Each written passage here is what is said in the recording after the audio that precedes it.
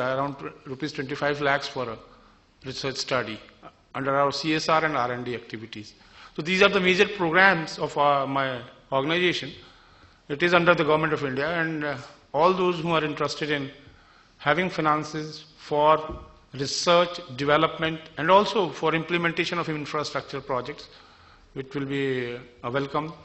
The major focus of the Government of India, of HUDCO, has been to see a change in the governance area where we can fund and finance projects using the market principles as well as corporatize the utilities, try to see that some changes in urban local bodies framework under the 74th Constitutional Amendment Act happens.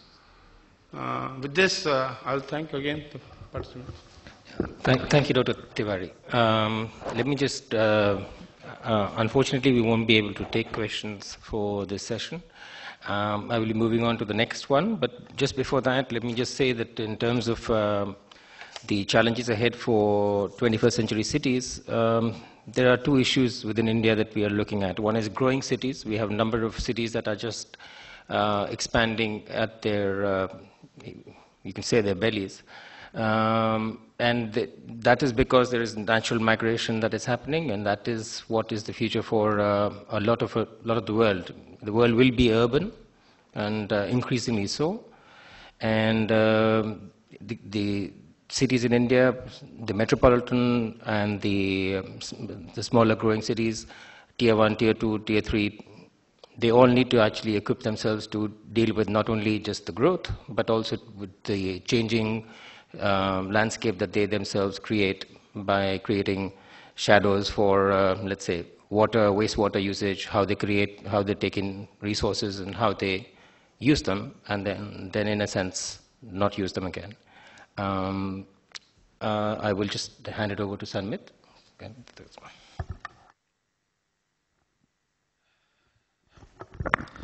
Thanks, Manish.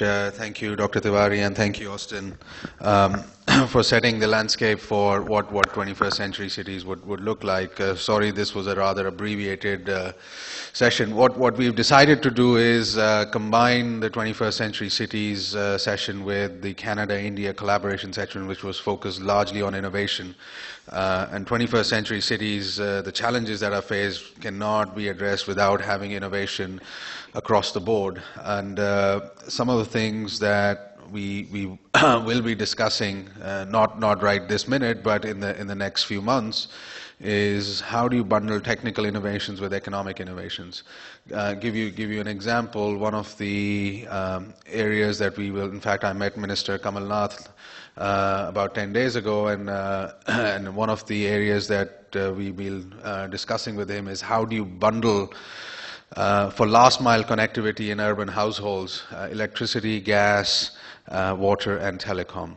So, which would help the households in increased customer service, improved customer services, but also roll out, accelerate the rollout of delivery of these utilities. Also bring in number of financial instruments, which I've mentioned also to meetings with HUDCO, on water insurance, water quality trading, and such similar instruments. But that's the financial aspect of it.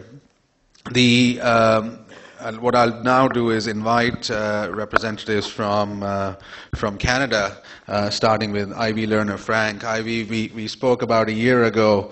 I just picked up the phone and called Ivy because when we were organizing this international workshop last year, it wasn't called the same thing. Ivy responded, and we now have phenomenal participation from Canada, as you can see on the panel, a number of logos. There's a delegation over, and in Canada, there's a company called CTBF who's now championing aggregation of the very best of what Canada has to offer and bring it into the Ganges River Basin or Ganga River Basin in India. So Ivy, thank you for kickstarting the Canada-India relationship, and perhaps if you can say a few words to that. And after that, Mike, who represents Water Technology Acceleration Program from Ontario, will talk about building a global water hub. And after that, Brent, hopefully you and I will get a chance to speak and present tonight. we were kicked out yesterday. So let's see if we can wrap this particular session in 30-odd minutes before we invite Dr. Thare to finalize. Ivy, over to you. Yeah. That's it? Okay. So I'll speak from here if that's all right, since I'll take my cue from Senmit. I'm very delighted to be here today, and actually it is quite funny because it was a very cold call indeed that I got from Senmit. I had no idea who he was, but the more he started talking, and perhaps it's because I visited Varanasi several times, I was very taken with the notion about the cleanup of the Ganga River basin. So it means something to me as well, even though I'm not Indian. It's a place that I love very much. So I'm very delighted to be here today to talk a bit about Canadian capabilities in the water and wastewater sector. I would like also to acknowledge the presence of the Canadian delegation, comprised of participants from colleges, universities and institutes, and private industry. And to thank the organizers for this summit. I was able to attend yesterday morning's session, which I actually found extremely interesting, and I'll be followed here today by Mike from the Water Technology Accelerator Project, or WaterTap, and by Brent from the Centre for Alternative Wastewater Treatment at Fleming College.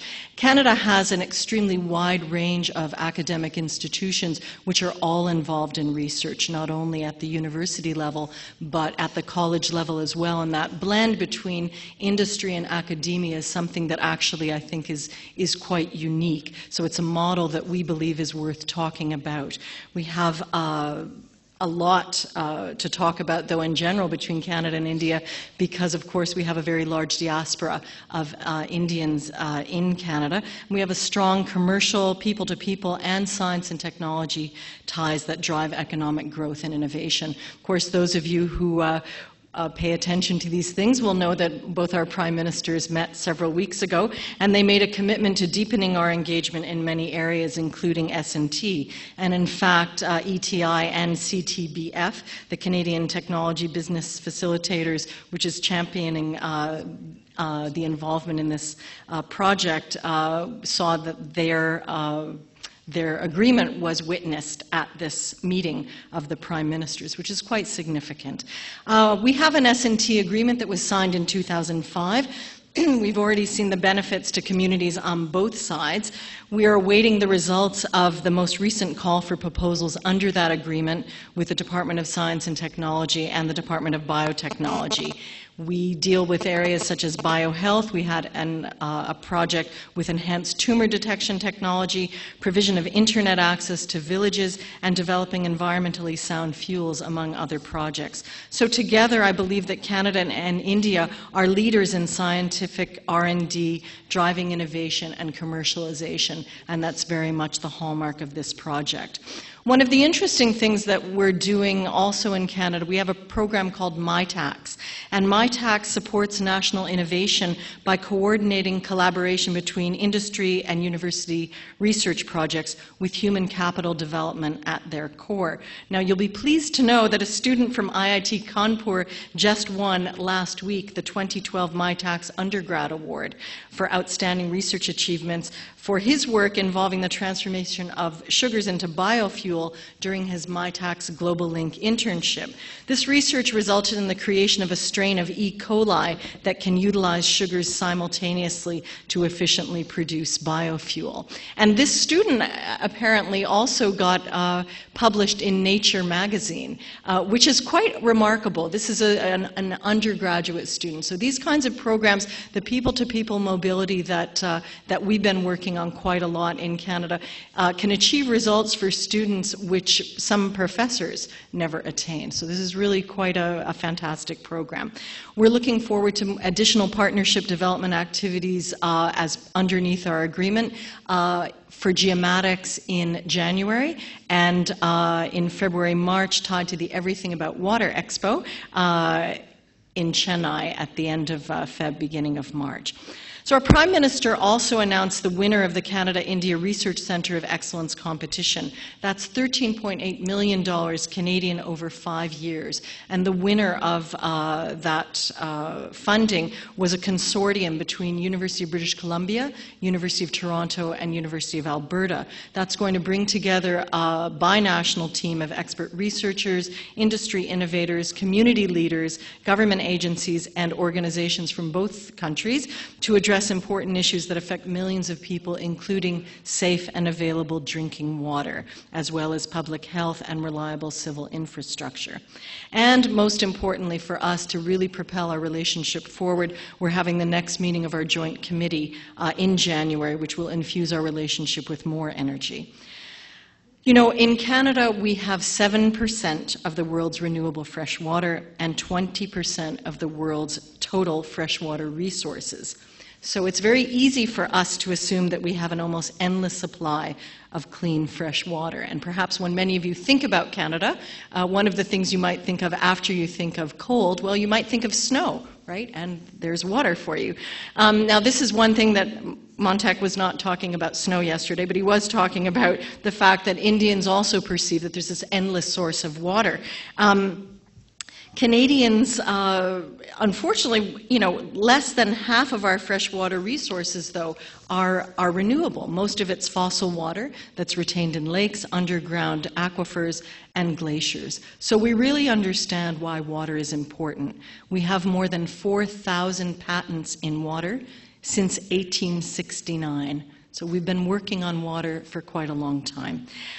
We understand that water is vital to wealth and health. As we heard repeatedly yesterday, water is essential to achieving a better quality of life, a higher GDP, and even Dr. Cheese said before, there is no development without solutions for water. So what does Canada offer? We have expertise. We have expertise in physical and chemical treatment, including disinfection technologies, biological treatment and biosolids, management systems for liquid and sludge treatment, continuous water quality monitoring systems, less energy-intensive technologies and energy recovery systems, and expertise in design and production of specialized instrumentation and monitoring. This project, the Ganga River Basin Project, presents an opportunity for Canadian institutes, consortia, and businesses here. Wastewater is one of the largest components of the Indian environmental sector. Infrastructure, supply, and wastewater are an integral part of the government's larger plans. The Jawaharlal Nehru National Urban Renewal Mission encompasses a wide range of Government of India programs which provide opportunities that really can make a difference. And through this, there will be significant demand for training and operational maintenance, all of which we excel at. So Canada is a partner in this program with a cell that's highlighting our expertise in innovation, training and sustainability, technology, innovation, and finance and investment. So this is an opportunity for Canada, but it's not necessarily opportunistic. We have a lot to share, and it benefits all of us. It benefits all of us to ensure that drinking water is clean and available, and that rivers are clean, and it's an opportunity for the people in this room who are problem solvers, the engineers among you, the innovators among you, the entrepreneurs among you, so that we can paddle together towards improving the availability of fresh water in India. We know that this will ripple widely, not only in our own countries, but around the world. So I hope that you will keep us in the loop and in mind when we discuss the path of collaboration on water management. And I once again thank you and welcome the Canadian delegation. Thanks very much.